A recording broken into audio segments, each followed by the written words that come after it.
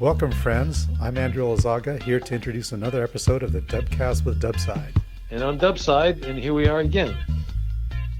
So, what do you have for us this week, Dubside? I've got some more Philadelphia adventures. I've paddled all over the world, in northern and southern America, and out to Japan and all these other places. And so, a lot of exotic places. But when I'm just daydreaming about times I remember kayaking, I'm back in Philadelphia. Because you don't have to go to exotic places to discover incredible things. And it's like a different way of seeing your surroundings when you've been there many times before in all different weather conditions and tidal conditions and times of the year and seasons and everything. It's like you see it in 4D, not just 3D. And when you're a tourist, if you go to a faraway exotic place, you only see 3D. You don't know what was there, the past. But in 4D, you see what's there and you see what's not there because you have a reference point of how things used to be. So when I paddling in Philadelphia hundreds of times all through there, and I just knew that area so well, and it was a whole different way of experiencing that. In general, you don't have to go on faraway exotic places. You can explore your own backyard in different condition and situation, and then you really have a greater understanding and appreciation of what you're seeing. Yeah, I completely agree with you. And the interesting thing is that because of this pandemic, since we can't go into Canada anymore, I've been exploring a lot more just around Washington State. I also do a lot of urban paddling myself around the Tacoma waterfront in Seattle. There's plenty to see on these industrial waterways, a lot of old ruins and old piers, and even some natural areas. What do you think is the most interesting thing that you've seen in urban environments? The most interesting thing I've seen, I recall one time in Philadelphia when I could have taken a picture and convinced somebody I was in the Arctic. It had been a particular week, 1 week when the temperature was way below freezing. The Delaware River froze, and it had started to melt. So you had the little passages, like the little lattice work. You could paddle here and take a left and paddle around the ice work. And if you just covered up the trees in the background, just the way the ice was on the water and the sun, and everything, you could have told somebody you were in Greenland. That's cool. And then, and it's 7 days later, it all melted and gone downstream. And it was, back to just a winter day.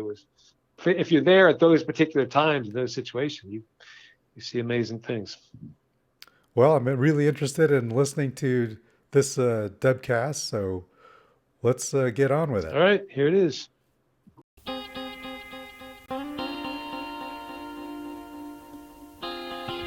Welcome to the Dubcast with Dubside. This is Dubcast number 6. I'll be telling you about some of my early years paddling the Delaware River in Philadelphia and some interactions I had with commercial operations such as nightclubs on the waterfront, and an instance where I had to call the Coast Guard on my VHF Marine radio. Also, I hope you've been trying to learn the kayak song. I have a new version of that for you to hear.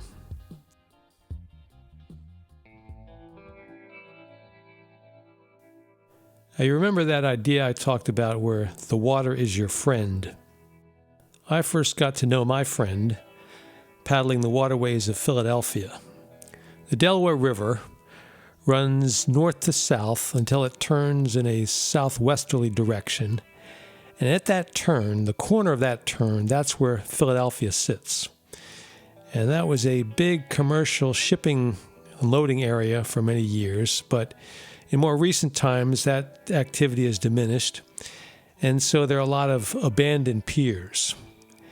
And the ones right near Center City, Philadelphia, before that turn happens in the river, they've turned a lot of those piers into nightclubs for the commercial district there.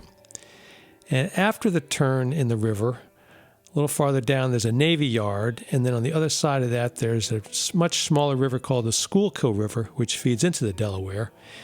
And then continuing farther down, the river opens up. It can be about a mile wide down there. And after the airport, there is an island, Tinicum Island, I told you about earlier, and there's a Tinicum Creek that feeds into it. And so I had this area all figured out with bus and train stops. And these various rivers and the creeks from the Jersey side, I would investigate those and paddle up and down those. And it was like my whole playground on the water. So above the Center City District in Philadelphia, there's a bridge called the Ben Franklin Bridge, which crosses over to Camden, New Jersey. And just above that bridge, there's a park. It's called Penn Treaty Park. And that was one of my main put-in spots for that area. And then if going up the Schuylkill all the way around the Navy Yard up the Schuylkill is close to where I live. So I could come down the Schuylkill, which takes an hour or so to get all the way down. I could take a left turn out of the Schuylkill and come up to Delaware and past all the shipping stuff and then past the nightclubs and up to the Ben Franklin Bridge. There's a river that feeds in from the Jersey side near Penn Treaty Park, and that's called the Cooper River. And there's an island up there, the little back channel, so I could go out to New Jersey, take subways and trains out there, and get on the Cooper River and paddle all the way down the Cooper and then come out on the Delaware and cross over to Penn Treaty Park. Or if the tide was different, I could go the other way and go up the river and come out that way. So the whole area there, it's about a 6-foot tidal range. So the current changes every 6 hours or so. And so the water is actually flowing upriver for a while and then downriver. And so by timing it and picking my places, I can usually go with the current, and it also depends on the wind. On the river, you've got ships, tugs, and barges running up and down all the time. There is marinas where you have the yachts and sailboats and things. And you've got some oil terminals along the way there, some on the Jersey side. You've got the Navy Yard down in South Philadelphia with Navy things going in and out of there. And you've got operations like the Army Corps of Engineers. They're out there to keep the river deep enough for the ships to come through. They have dredging going on here and there. You got the Coast Guard patrolling the area, keeping everything secure. The tugboats are out there moving barges up and down the river and helping the big ships maneuver to the docks. In an area that's had marine activity for hundreds of years, one gets a very unique view of the history from a kayak paddling along. And I used to pass by, say, abandoned piers or old pilings that had, you can see what the water will do to what would originally be sturdy cement and concrete over decades just crumbles away and corrodes into nothing. And there's piers that have been abandoned that I suppose one could get out on and walk on top of, but it would be very dangerous because they could just collapse at any moment. Just underneath you can see how far gone the pilings are. And there's always activity of reclaiming some of these old things and building on them to make something new. I recall one spot up above the Ben Franklin, or somewhere near the Ben Franklin there, somebody had parked a ferry, an old ferry boat, and had converted it into a restaurant with a little nightclub on the end with a glassed in the end of the ferry. And I would paddle past there. I would look in there and you could see the lights on and people, waitresses walking up and down. And this particular one wasn't in the real high rent commercial area, so I think they were struggling. Farther on down where the nightclubs, you'd see the hub of activity down there, lots of people and enjoying a nice summer night, a restaurant out on the water. But this ferry boat conversion, they didn't survive, I don't think, very long. So I recall that year after that going past there and it was all closed down. And I think the glass that they'd put around the dance floor at the end for the nightclub thing had all been smashed out. And then I think, if you just ignore an area and don't keep it up, or a boat in the water, it'll eventually start sinking and falling apart. And with the tide going up and down, things can smash against other things if you're not staying on top of it. And this looked like somebody just walked away from this operation. So this ferry was sinking somewhat. And eventually, I could actually wait for high tide and the water would go in and it flooded right into the dance floor. And I could paddle right into this dance floor nightclub on the end of this ferry in my kayak, paddle around, then paddle back out at high tide. That's what the water will do to reclaim anything that's left alone and ignored on the waterfront. I got familiar with the activity up and down the river by listening to my VHF marine radio. And I'll do a later DUBCAST about all the VHF marine radios. I used to do classes on VHF marine radios. But just to summarize, 2 important points for VHF marine radio if you get one for whatever kind of boating you do. The first is these are not toys. You must treat them with respect. They're tools used by professionals, and they're not some little plaything to mess around with.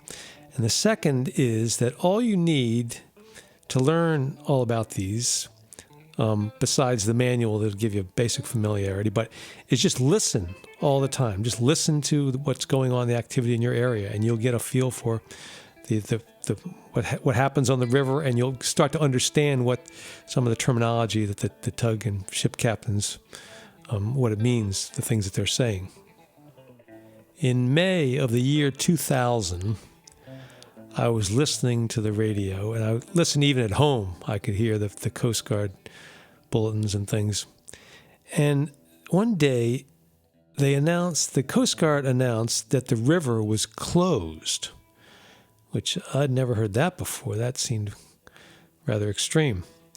And I soon found out on the news was reported that, I think it was a Saturday night, one of the nightclubs, one of the more active nightclubs right in the commercial district, had, I guess, not done all the safety checks on the pier that they'd built their nightclub on top of.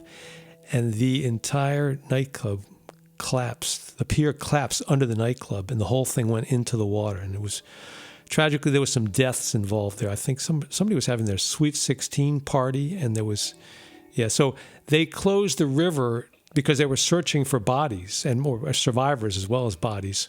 So they had to stop all the tugboats and ships and everything for the next whole day up and down the river. They were searching, but it was rather unfortunate. But part of the water is your friend, and you have to understand your friend and respect your friend.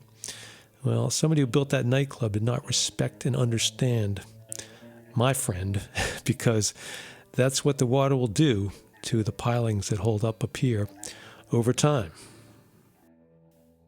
The main shipping channel in the Delaware River is about 40 feet deep, and they keep it that deep by dredging it from time to time because the mud will fill up sections. So in order to have enough depth for the big ships, they'll have tankers, loaded tankers that'll be weighed down, that need that full 40-foot depth to get through.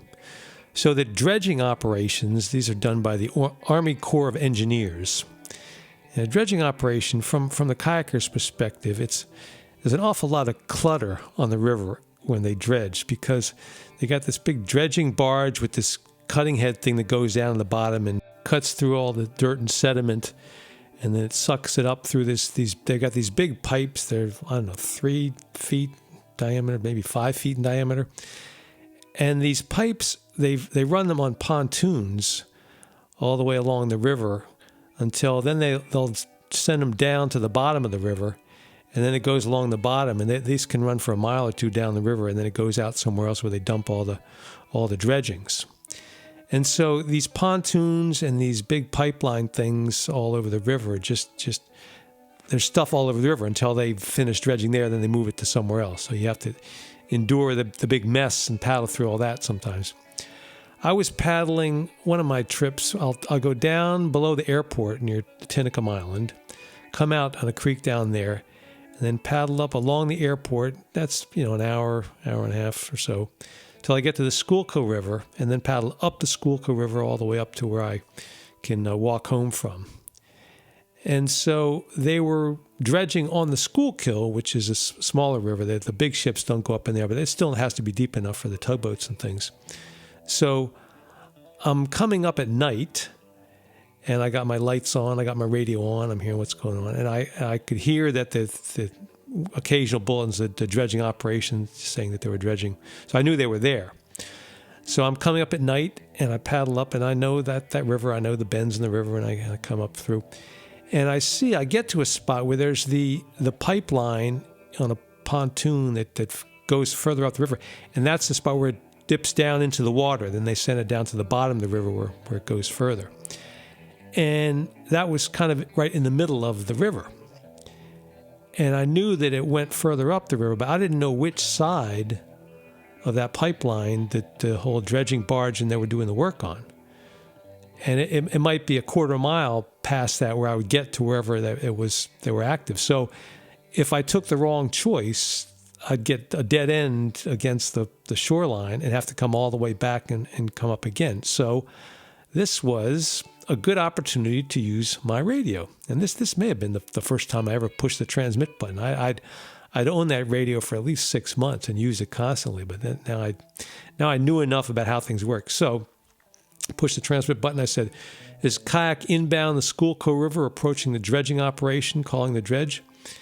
And they came back and said, "Is dredging operation, go ahead." I said, "Yes, I'm inbound and I'm coming upriver, and I just need to know which side of this the dredging, the pipeline pontoon to take, so I don't run into a dead end further up." And the guy comes back and says, "Yeah, keep it on your starboard side, sir." I said, "All right, thank you very much," and paddle on up, and that was good. Good use of the radio. Worked for me. Normally, I just stay out of the way of the big ships or stay in the shallow part, and so there's no need to call them on the radio. But for a situation like this, that was the appropriate thing to do. Now, by the year 2004, I've been up and down this river in all conditions, all times of the year, all tidal conditions, all wind conditions, seen just about as much as the river could provide and had quite a good time doing it. And the streams that fed in from the Jersey side, investigated all those. There's a Woodbury Creek and Mantua Creek and Big Timber Creek, and there's great paddling in there. You can float up with the tide and float back out when the tide changes if you do it just right. Lots of fun. So in late November of 2004, I was going to go out one day and looked at the weather forecast, and the tides would be high just about sometime before noon. So by the time I got out there, they would be near when they would start to go down. So I took that into consideration so I could get the beneficial current with me. And the wind was coming from a southerly direction, which is not usual for the Philadelphia area. So taking those factors into consideration, I decided to take the trains and subways out to New Jersey to the Cooper River. And the Cooper River runs through Camden and goes somewhat in a northerly direction, and then comes out above the Ben Franklin Bridge on the Delaware next to this, behind this Petty Island it's called. So that would give me a northerly direction to go, which would put the wind at my back. And by the time I got out there, and there's a dam on the Cooper River I carry over, and then got about another hour to paddle out. So that would hit that about high tide, and the tide would be going down, and it would give me the tide and the wind all the way through. So that was the plan for the day. Got out on the subway and the train, got out to New Jersey, put the kayak together, got in the water, paddled, probably practiced rolling for a while, that's my thing, and carried over the dam. And then after I got over the dam, then got my radio out, turned the radio on, listened to what's going on. The wind was behind me, that was looking good, and the tide it was just maybe still a little bit before high tide, was getting ready to go down. So I'm listening to the radio as I'm paddling. I got about an hour to get to the Delaware. And there's the Coast Guard bulletins come on. I'm used to that. On Channel 16, they'll say, Coast Guard bulletin to come on.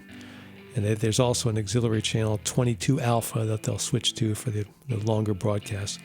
And they say the Delaware River is closed from the Walt Whitman Bridge down to somewhere down below the airport. Walt Whitman is south of the Ben Franklin Bridge, about halfway down before the turn, the bend in the river. And that had me wondering, would they close the river then? The only time I'd heard them close the river before, there was, deaths going on when the nightclub collapsed. But this is, they don't even dredging operations doesn't close the river. The tugboat captains, ship captains, that's their livelihood. You can't close the river; they're going to lose money. So this must be serious. But I was going to cross much farther north of that, so it didn't affect me. I'll just come out of Delaware, cross over to Penn Treaty Park where I take out and go home. Good day. So I keep on paddling, and then after half an hour or so, the Coast Guard comes on their bulletins, and they say, Coast Guard, the closure area has been expanded, where the Delaware River is now closed up to the Ben Franklin Bridge and all the way down to there's another one further down farther below the airport. The Delaware Memorial Bridge is even farther down that. So they'd expand the closure zone, but they still didn't say why it was closed. And I'm wondering what is going on here. I can't figure that out. But it's still, I'll be just above the Ben Franklin Bridge when I come out on the Delaware, so it still won't affect me. So I keep on paddling, and I'm getting about out to where it enters into the back channel behind that Petty Island, it's called. And then the Coast Guard comes on with their next bulletin. They say the Delaware River closure zone has been expanded up to I think it's the Tacony-Palmyra Bridge, which is the next one up past the Ben Franklin Bridge, and farther down all the way to the Delaware Memorial Bridge. And now this is going to affect me because I have to cross this, what has now been declared a closed river, to get to my intended takeout point on the Pennsylvania side in Philadelphia. And I'm trying to think what could be happening? Why is that there? But then I thought, well, it takes me under 10 minutes to cross the river right there. You just paddle across, and I've done it. I have probably actually done it 100 times, and done it at night in the wind in the wintertime with ice and everything. I have no qualms about that excursion right across the river there. It's just that if the river's closed, and then I thought, well, let me see. This is 2004. This is after September 11th. So that we have security concerns. And I thought, what if this security zone started down by the airport? What if there's some terrorist thing going on? And what if maybe somebody escaped on the water in a motorboat or something? I don't know. And what if they have shoot to kill orders for anything on the water in this closed river? I wouldn't want to be shot and killed because I'd been in the closed river zone. So I decided this is a good opportunity to use my VHF radio and call the Coast Guard. So that's what I did. I was out there in that back channel, just at the mouth of the Cooper River, and took out my radio and pushed the button and said, "This is a green kayak on the back channel of the behind Petty Island, lower end of Petty Island, calling the Coast Guard Group Philadelphia." And a moment later, it comes back on. It's Coast Guard Group Philadelphia. Go ahead, kayak.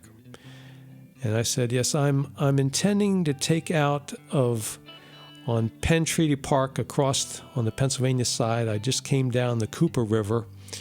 That's my intended takeout.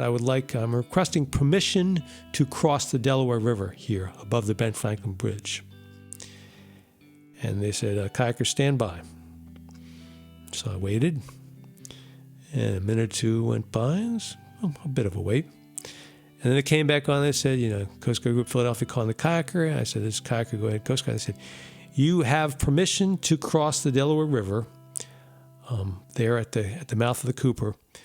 And there is a Coast Guard vessel down at Penn's Landing, which is about half a mile down below the Ben Franklin. Coast Guard vessel there that can render assistance if you need it. And I'm thinking, assistance? What do I need assistance for? I do this all the time. I don't need anything. I won't trouble them. I said, all right, so thank you very much. So I started paddling across the river. Now I got permission. I won't be shot. Everything's okay.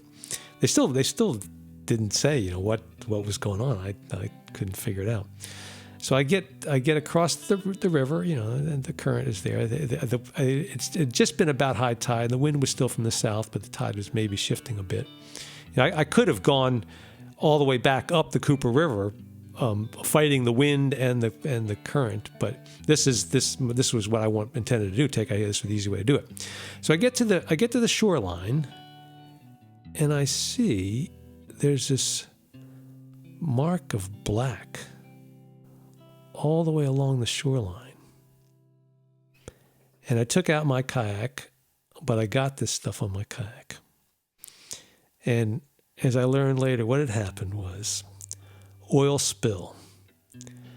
One of the oil terminals down on the Jersey side, down there below the Navy Yard, across from the Navy Yard, a ship had come through.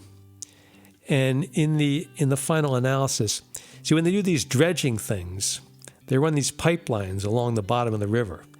And they're supposed to keep very careful track and document where all these pipes are if they leave any down there.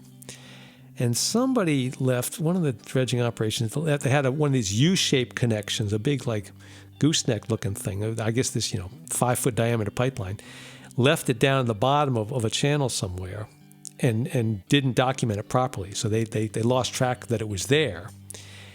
And that would only be a factor if a fully loaded tanker came through that was taking the full depth. Well, one did come through. And there is a restriction on the Delaware there for you have to have double-hulled vessels for tankers and things. So if there's a puncture, then it doesn't spill all over the river. But there is a clause that grandfathers in older ships.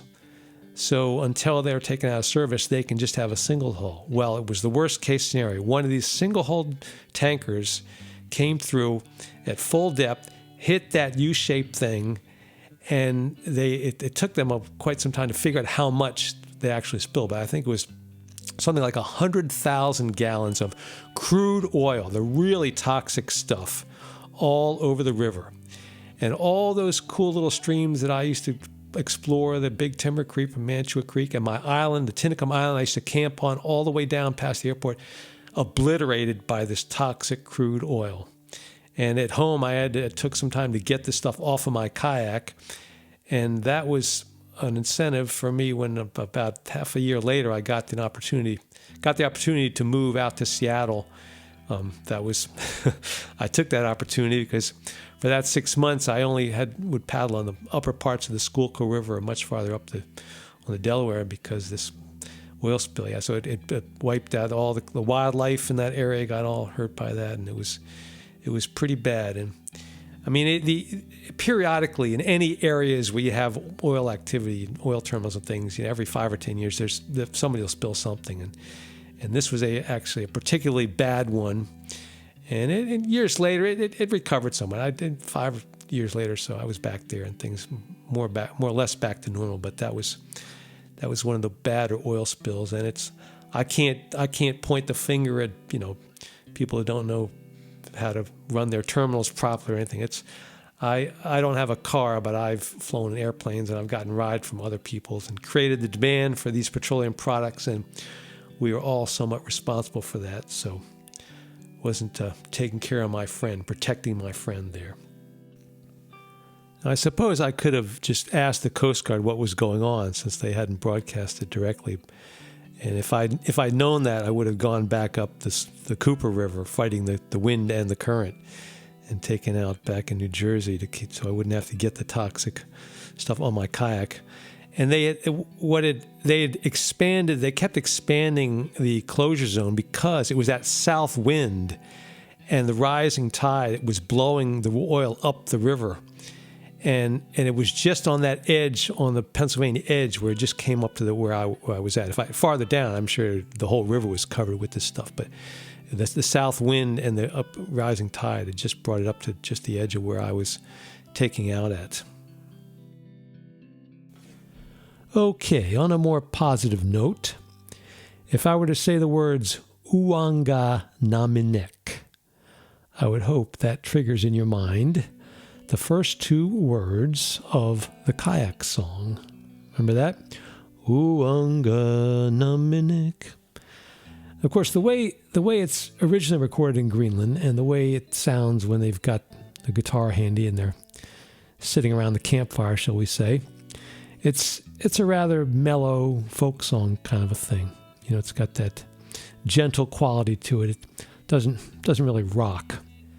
Well, if a mellow folk song is not your cup of tea, I've tried to address that by making a version of the kayak song that I think does rock. Check this out.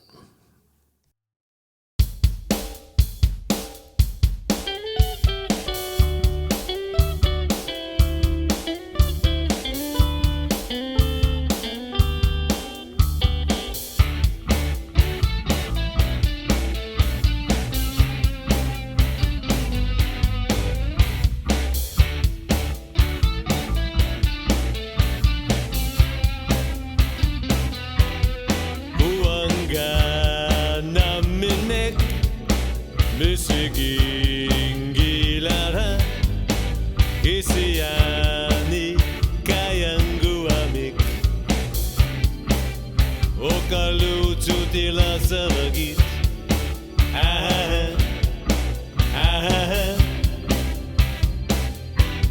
Amik isusiya Ami susiya Sumut sa kuita sa ima Ayape visa kangilati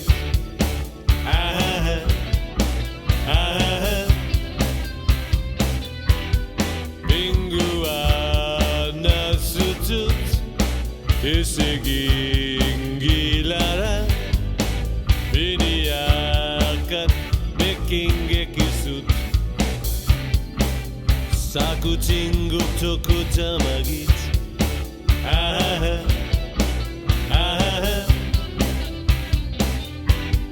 Maligiaq sa sutut Isigi na para Imavisu malisu indut Aki utana rapish nugu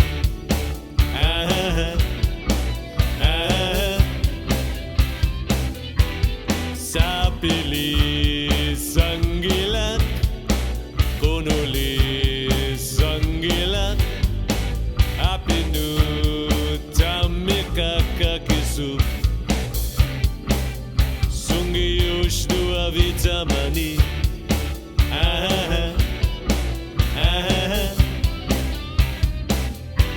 Sapili sangilat Konuli sangilat Apinu tamika kakisu Sungiush dua vitamani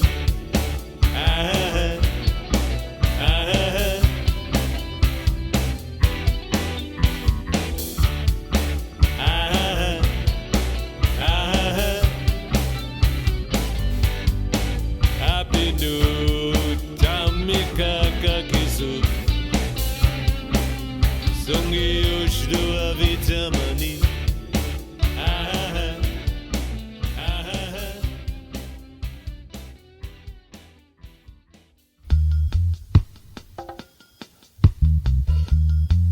All right. I hope you were inspired to sing along, or maybe to start learning the words well enough so you can attempt to sing along.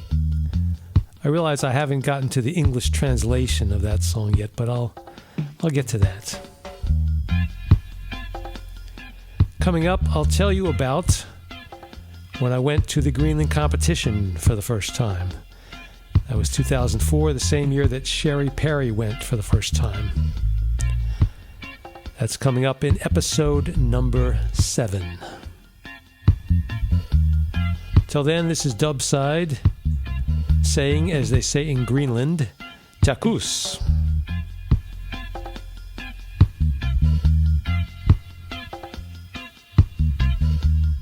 Thank you, everybody, for tuning in. If you'd like to know more about the May 18, 2000 Philadelphia Pier 34 collapse or the 2004 Delaware River oil spill, check out this week's show notes.